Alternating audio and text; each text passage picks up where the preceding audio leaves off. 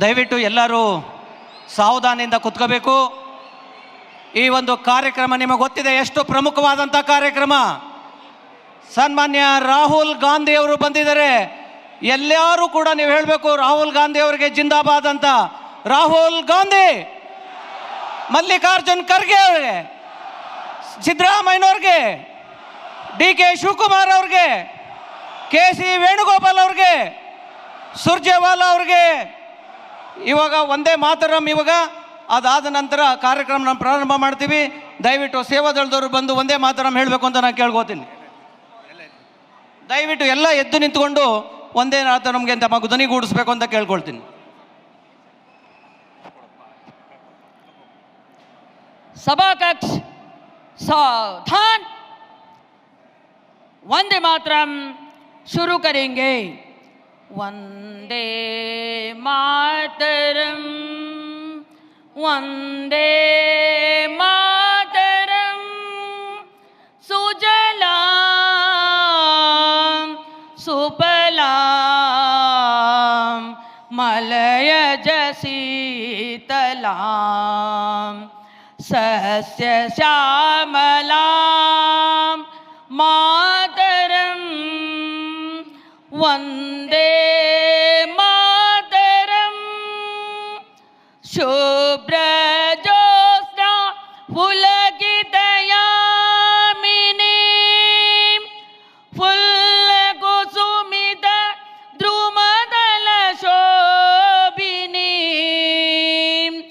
सुहासिनी सुमधुरभासिनी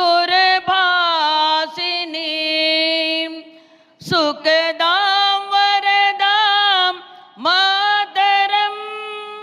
वंदे मातरं, वंदे मातरं. धन्यवाद. ಎಲ್ಲರೂ ಕೂತ್ಕೊಳ್ಳಿ. ಧನ್ಯವಾದಗಳು ಎಲ್ಲರೂ ಕೂಡ.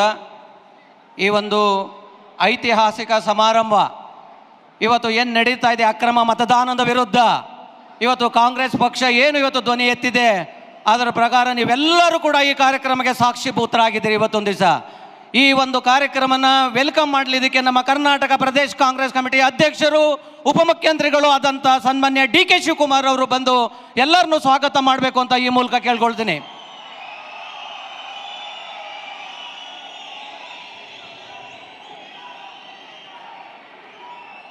ಬಂಧುಗಳೇ, ಬೋಲೋ. ಧನ್ಯವಾದಗಳು ಎಲ್ಲರೂ ಕೂಡ.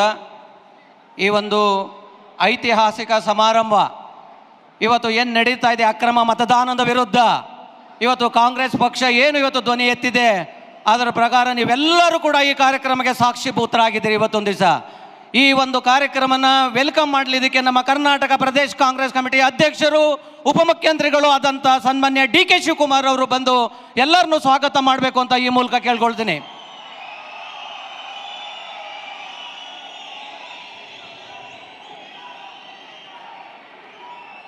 ಬಂಧುಗಳೇ, ಬೋಲೋ. ದಯವಿಟ್ಟು ಎಲ್ಲರೂ ಸಾವಧಾನದಿಂದ ಕುತ್ಕೋಬೇಕು. ಈ ಒಂದು ಕಾರ್ಯಕ್ರಮ ನಿಮಗೆ ಗೊತ್ತಿದೆ ಎಷ್ಟು ಪ್ರಮುಖವಾದಂಥ ಕಾರ್ಯಕ್ರಮ. ಸನ್ಮಾನ್ಯ ರಾಹುಲ್ ಗಾಂಧಿ ಅವರು ಬಂದಿದ್ದಾರೆ. ಎಲ್ಲರೂ ಕೂಡ ನೀವು ಹೇಳಬೇಕು ರಾಹುಲ್ ಗಾಂಧಿ ಅವರಿಗೆ ಜಿಂದಾಬಾದ್ ಅಂತ.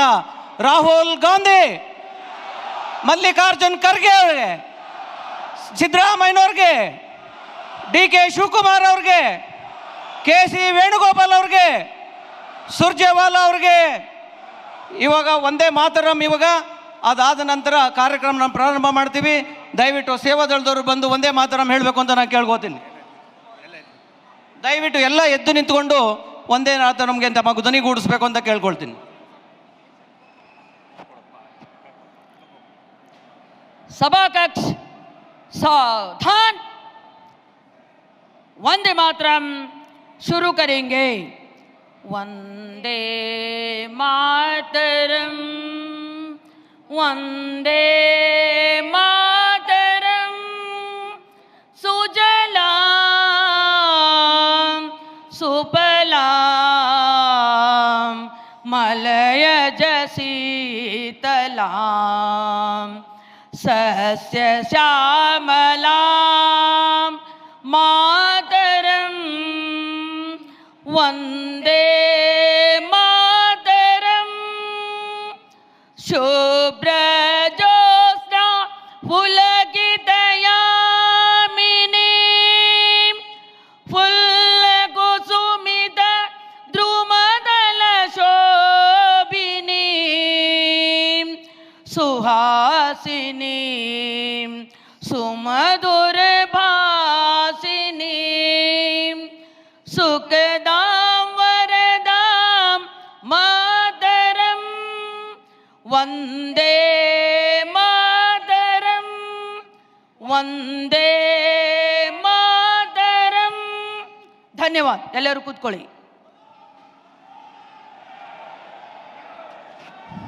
ಧನ್ಯವಾದಗಳು ಎಲ್ಲರೂ ಕೂಡ.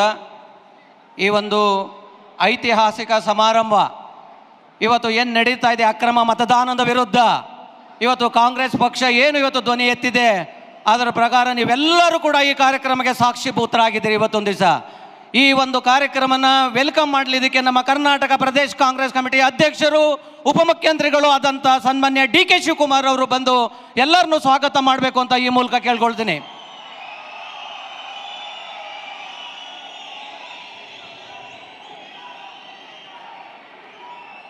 ಬಂಧುಗಳೇ, ಬೋಲೋ ಧ್ವನಿ ಇವತ್ತೇ ಅಲ್ಲ, ಭಾಳ ದಿವಸದಲ್ಲೂ ಕೂಡ ಎತ್ತಾ ಇದ್ದಾರೆ.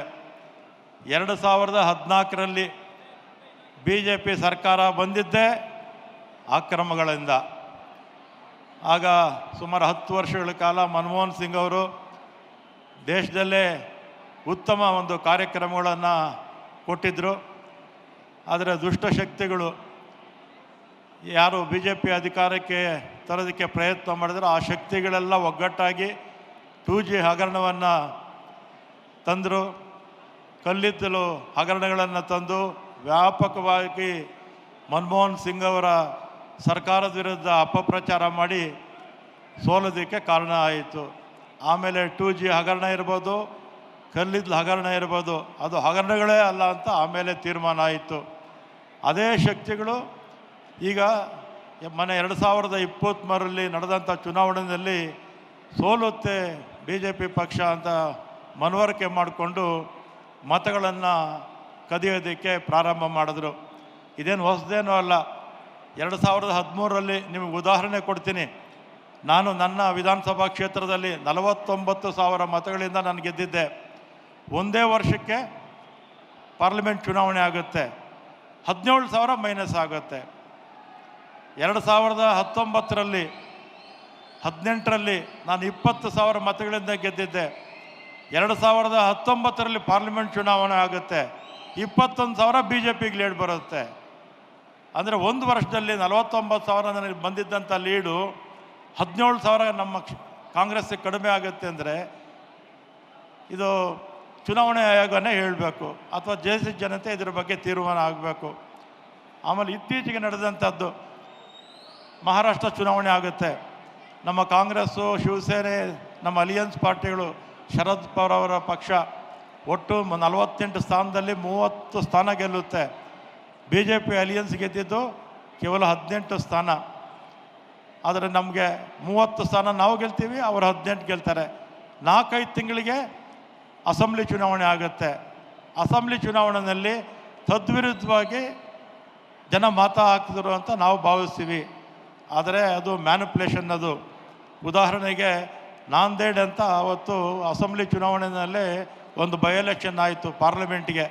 ಅಲ್ಲಿ ಯಾರೋ ಒಬ್ಬರು ತೀರೋಗಿದ್ದರು ಅಥವಾ ರಾಜೀನಾಮೆ ಕೊಟ್ಟಿದ್ದರು, ಬೈ ಎಲೆಕ್ಷನ್ ಆಯಿತು. ಆ ನಾಂದೇಡ್ ಪಾರ್ಲಿಮೆಂಟ್ ಬೈ ಎಲೆಕ್ಷನ್ನಲ್ಲಿ 2 ಲಕ್ಷ ಮತಗಳಿಂದ ನಮ್ಮ ಕಾಂಗ್ರೆಸ್ ಅಭ್ಯರ್ಥಿ ಗೆಲ್ತಾರೆ. ಆವತ್ತೇ ಚುನಾವಣೆ, ಅದೇ ಮತದಾರ. ಅಸೆಂಬ್ಲಿನಲ್ಲಿ 7 ಸೀಟ್ ಇರುತ್ತೆ. ಆ ಪಾರ್ಲಿಮೆಂಟ್ ಕ್ಷೇತ್ರದಲ್ಲಿ 7 ಅಸೆಂಬ್ಲಿ ಸೀಟ್ ಇರುತ್ತೆ. 7ಕ್ಕೆ 7 ಕಾಂಗ್ರೆಸ್ ಅಭ್ಯರ್ಥಿಗಳು, ಅಲಿಯನ್ಸ್ ಅಭ್ಯರ್ಥಿಗಳು ಸೋಲ್ತಾರೆ. ಪಾರ್ಲಿಮೆಂಟ್ ಅಭ್ಯರ್ಥಿ, ಕಾಂಗ್ರೆಸ್ ಅಭ್ಯರ್ಥಿ 2 ಲಕ್ಷ ಮತಗಳಿಂದ ಗೆಲ್ತಾರೆ. 7 ಜನ ಕಾಂಗ್ರೆಸ್ಸು ಮತ್ತು ಮಿತ್ರ ಪಕ್ಷಗಳು ಅಸೆಂಬ್ಲಿನಲ್ಲಿ ಆವತ್ತೇ ಚುನಾವಣೆ ಆಗಿದ್ದು ಅದೇ ಮತದಾರ 7ಕ್ಕೆ 7 ಸೋಲ್ತಾರೆ. ಇದು ನೇರವಾಗಿ ಅಲ್ಲಿ ಆಕ್ರಮಗಳು ನಡೆದಿರ್ತಕ್ಕಂಥದ್ದು ಕಣ್ಣಿಗೆ ಕಾಣಿಸೋ ಆಗಿದೆ ಅಂಥೇಳಿ ಹಿಂದೆ ಶೇಷನ್ ಇದ್ದರು, ಸಾಕಷ್ಟು ಸುಧಾರಣೆಗಳನ್ನು ನಮ್ಮ ದೇಶದಲ್ಲಿ ಅವರು ರಿಫಾರ್ಮ್ಸ್ ಎಲ್ಲ ತಂದಿದ್ದರು. ಮತ್ತು ಖರ್ಚು ವೆಚ್ಚಗಳು ಕೂಡ ಸಾಕಷ್ಟು ಕಡಿಮೆ ಆಗಿತ್ತು. ಅವಾಗ ಬೇಕಾದಷ್ಟು ಆಫೀಸ್ಗಳು ಮಾಡ್ತಿದ್ವಿ ಚುನಾವಣೆಗಳಲ್ಲಿ. ಆಮೇಲೆ ಬಂಟಿಂಗ್ಸ್ ಇರ್ಬೋದು, ಬ್ಯಾನರ್ ಇರ್ಬೋದು, ಅದನ್ನೆಲ್ಲ ಕೂಡ ಸಂಪೂರ್ಣವಾಗಿ ನಿಷೇಧ ಮಾಡಿದ್ರು. ಫ್ರಾಕ್ಸಿ ಓಟು ಕೂಡ ಹಿಂದೆ ಏನು ಆಗ್ತಿತ್ತು ಅದನ್ನು ಕೂಡ ನಿಲ್ಲಿಸಿದ್ರು ಅವರು. ಅಂಥ ಶೇಷನ್ನವರು ಇವಾಗಿದ್ದಿದ್ದರೆ ಮೊನ್ನೆ ನಡೆದಂಥ 2023 ಚುನಾವಣೆಯಲ್ಲಿ, ಪಾರ್ಲಿಮೆಂಟ್ ಚುನಾವಣೆಯಲ್ಲಿ, 24ರ ಪಾರ್ಲಿಮೆಂಟ್ ಚುನಾವಣೆಯಲ್ಲಿ ಶೇಷನ್ ಥರದ ಒಬ್ಬ ಎಲೆಕ್ಷನ್ ಕಮಿಷನ್ ಇದ್ದಿದ್ದರೆ ಈ BJP ಪಕ್ಷ ಅಧಿಕಾರಕ್ಕೆ ಬರ್ತಿರಲಿಲ್ಲ, ನರೇಂದ್ರ ಮೋದಿ ವಿಪಕ್ಷದಲ್ಲಿರ್ತಾ ಇದ್ದರು. ಆದರೆ ಇವತ್ತಾಗಿರ್ತಕ್ಕಂಥ ಅನ್ಯಾಯ ಅಕ್ರಮ ಬರೀ ಮಹದೇವಪುರದಲ್ಲ, ಇಡೀ ದೇಶದಲ್ಲಿ ಎಲ್ಲ ಕಡೆ ಕೂಡ ಆಗಿದೆ. ಇವತ್ತು ಎಲೆಕ್ಷನ್ ಕಮಿಷನ್ನು ಕೈಗೊಂಬೆ ಆಗಿದೆ.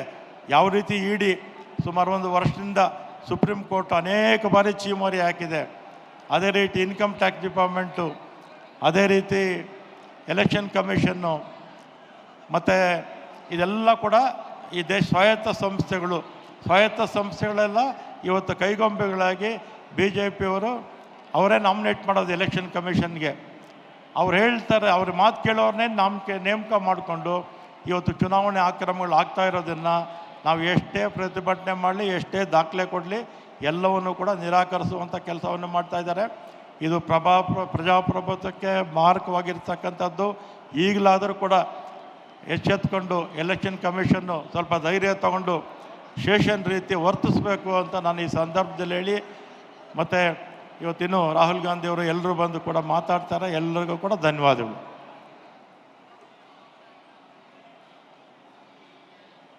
ಸನ್ಮಾನ್ಯ ರಾಮಲಿಂಗಡಿ ಸಾಹೇಬರಿಗೆ ಧನ್ಯವಾದಗಳು. ಈಗ ಸಭೆಯನ್ನು ಉದ್ದೇಶಿಸಿ ಶಿವಾಜಿನಗರ ವಿಧಾನಸಭಾ ಕ್ಷೇತ್ರದ ಶಾಸಕರಾದಂಥ ಸನ್ಮಾನ್ಯ ರಿಜ್ವಾನ್ ಅರ್ಷದ್ರವರು ಮಾತನಾಡಬೇಕು ಅಂತೇಳಿ ಮನವಿ. ಇನ್ನು ಕೆಲವೇ ನಿಮಿಷದಲ್ಲಿ ನಿಮ್ಮೆಲ್ಲರ ನೆಚ್ಚಿನ ನಾಯಕರಾದಂಥ ಅಖಿಲ ಭಾರತ ಕಾಂಗ್ರೆಸ್ ಸಮಿತಿಯ ಅಧ್ಯಕ್ಷರಾದಂಥ ಸನ್ಮಾನ್ಯ ಮಲ್ಲಿಕಾರ್ಜುನ ಖರ್ಗೆ ಸಾಹೇಬರು ಹಾಗೂ ನಿಮ್ಮೆಲ್ಲರ ನೆಚ್ಚಿನ ನಾಯಕರಾದಂಥ ಲೋಕಸಭೆಯ ವಿರೋಧ ಪಕ್ಷದ ನಾಯಕರು, ಅಚ್ಚುಮೆಚ್ಚಿನ ಯುವ ನಾಯಕರಾದಂಥ ಸನ್ಮಾನ್ಯ ರಾಹುಲ್ ಗಾಂಧಿರವರು ಇನ್ನು ಕೆಲವೇ ನಿಮಿಷದಲ್ಲಿ ವೇದಿಕೆಗೆ ಆಗಮಿಸಲಿದ್ದಾರೆ.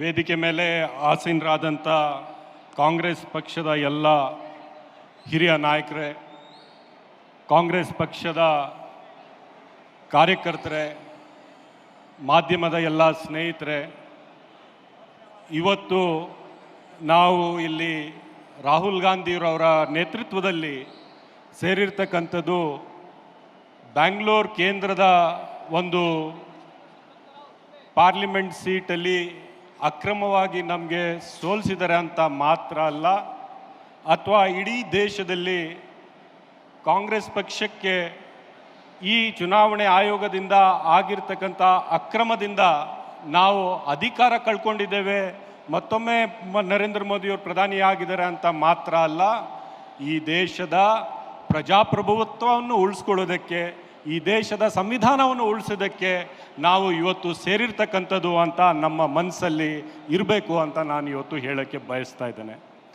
ಆತ್ಮೀಯ ಬಂಧುಗಳೇ, ಇವತ್ತು ಇಡೀ ದೇಶದಲ್ಲಿ ಮುಂಚೂಣಿಯಲ್ಲಿ ಕಾಂಗ್ರೆಸ್ ಪಕ್ಷ ಚುನಾವಣೆಯ ಅಕ್ರಮದ ಬಗ್ಗೆ ಯಾಕೆ ಹೋರಾಟ ಮಾಡ್ತಾ ಇದೆ,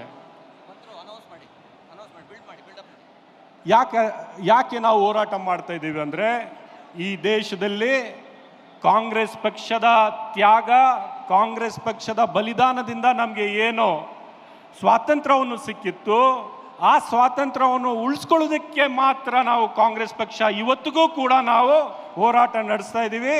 ಈ ಹೋರಾಟದ ನಾಯಕತ್ವವನ್ನು ನಮ್ಮ ನಾಯಕರಾದಂಥ ಸನ್ಮಾನ್ಯ ರಾಹುಲ್ ಗಾಂಧಿಯವರು ವಹಿಸ್ಕೊಂಡಿದ್ದಾರೆ. ಅವರ ನಾಯಕತ್ವದಲ್ಲಿ ಮತ್ತೊಮ್ಮೆ ಈ ದೇಶದಲ್ಲಿ ಪ್ರಜಾಪ್ರಭುತ್ವವನ್ನು ಉಳಿಸಬೇಕು ಅಂತ ನಾವು ಎಲ್ಲ ಇವತ್ತು ಬೆಂಗಳೂರಿಂದ ಸೇರಿ ಬಿಹಾರ್ವರೆಗೂ ಇವತ್ತು ಅವರ ನೇತೃತ್ವದಲ್ಲಿ ನಾವು ಹೋರಾಟ ಮಾಡೋದಕ್ಕೆ ನಾವು ಸೇರಿದ್ದೀವಿ. ಈಗಾಗಲೇ ಬಂಧುಗಳೇ, ರಾಹುಲ್ ಗಾಂಧಿಯವರು ನಮ್ಮ ಈ ಆವರಣದಲ್ಲಿ ಈಗಾಗಲೇ ಬಂದಿದ್ದಾರೆ. 2 ನಿಮಿಷದಲ್ಲಿ ಅವರು ವೇದಿಕೆಗೆ ಬರ್ತಾರೆ. ನಾನು ನಿಮಗೆ ಹೇಳೋದು ಇಷ್ಟೇ, ನಮ್ಮ ನಾಯಕರಾದಂಥ ರಾಹುಲ್ ಗಾಂಧಿಯವರ ಕಳಕಳಿ, ಅವ್ರಿಗೆ ಅಧಿಕಾರ ಬೇಕು ಅಥವಾ ಗಾಂಧಿ ಕುಟುಂಬದ ಅಧಿಕಾರ ಬೇಕು ಅಂದರೆ 30 ವರ್ಷದ ಹಿಂದೆನೇ ಮತ್ತೊಮ್ಮೆ ಅವರ ಕುಟುಂಬದ ಒಬ್ಬ ಸದಸ್ಯರು ಪ್ರಧಾನಮಂತ್ರಿ ಆಗಿರ್ಬೋದು. ಆದರೆ ಆ ಕುಟುಂಬ, ವಿಶೇಷವಾಗಿ ನಮ್ಮ ನಾಯಕರಾದಂಥ ರಾಹುಲ್ ಗಾಂಧಿಯವರು ಇವತ್ತು ಇಡೀ ದೇಶದಲ್ಲಿ ಸಂಚರಿಸಿ ಈ ದೇಶದ ಪ್ರಜಾಪ್ರಭುತ್ವ ಉಳಿಸಬೇಕು. ರಾಹುಲ್ ಗಾಂಧಿಯವರ ಹೋರಾಟ ಈ ದೇಶದ ಸಂವಿಧಾನವನ್ನು ಉಳಿಸಬೇಕು. ರಾಹುಲ್ ಗಾಂಧಿಯವರ ಹೋರಾಟ ಈ ದೇಶ. ಹೆಚ್ಚಿನ ವಿಡಿಯೋಗಳಿಗೆ ಪ್ರತಿಧ್ವನಿ ಯೂಟ್ಯೂಬ್ ಚಾನೆಲ್ ಸಬ್ಸ್ಕ್ರೈಬ್ ಮಾಡಿ, ಬೆಲ್ ಐಕಾನ್ ಕ್ಲಿಕ್ ಮಾಡಿ.